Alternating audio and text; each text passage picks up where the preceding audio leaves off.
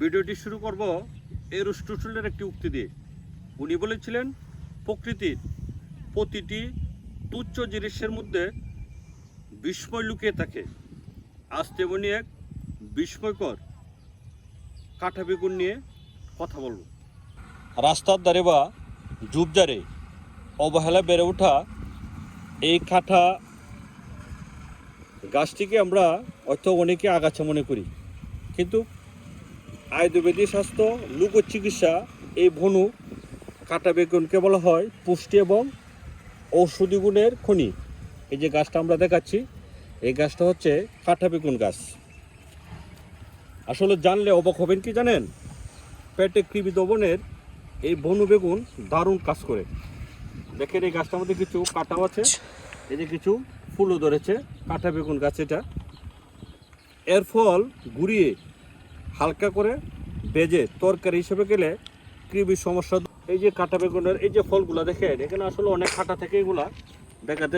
এই যে ফলগুলা দেখেন, এগুলা আমাদের কৃমির জন্য অনেক উপকার। এটি হজম শক্তি বাড়াতে, লিভার ভালো রাখতে সাহায্য করে। এই যে কাঁটা বেগুন গাছ দেখাতে চেষ্টা করছি আমার ক্যামেরা দিয়ে। দেখেন কি সুন্দর একটা কাঁটা বেগুন গাছ, যেটা আসলে রাস্তার পাশে অযত্নে সে বড় হয়। আর একটা হচ্ছে যে যারা দীর্ঘদিন ধরে বুকে কফ জমা থাকে, সর্দি কিংবা হাঁপানির সমস্যা ভুগছেন, তাদের জন্য এই গাছের পাতা, এই যে পাতাগুলো দেখছেন, এই যে পাতাগুলা ভীষণ উপকারী। এর অ্যান্টি অক্সিডেন্ট এবং অ্যান্টি এক্সপ্লোমেটারির উপাদান শ্বাসনালীর ইনফেকশন কমাতে জাদুর মতো কাজ করে। এই যে আমরা যে কাঁটা বেগুন গাছটা দেখাচ্ছি, তার পাতাগুলা আসলে অনেক উপকার।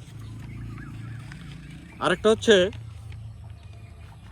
তীব্র দাঁতের ব্যথা, এই বেগুনের বীজ ধুয়ে ব্যথা দূর করবে। এই যে আমরা বীজগুলা দেখাচ্ছি, এই যে বীজগুলা দেখেন, এই গাছটার মধ্যে বীজ আসছে, এই যে দেখছেন, এই যে বীজগুলো আসছে।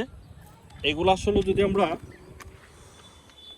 শুধু তাই নয়, আধুনিক গবেষণা দেখা যাচ্ছে বনু বেগুন নিয়মিত খেলে উচ্চ রক্তচাপ বা হাই ব্লাড প্রেশার নিয়ন্ত্রণ রাখতে এবং ডায়াবেটিস কমাতে সাহায্য করে।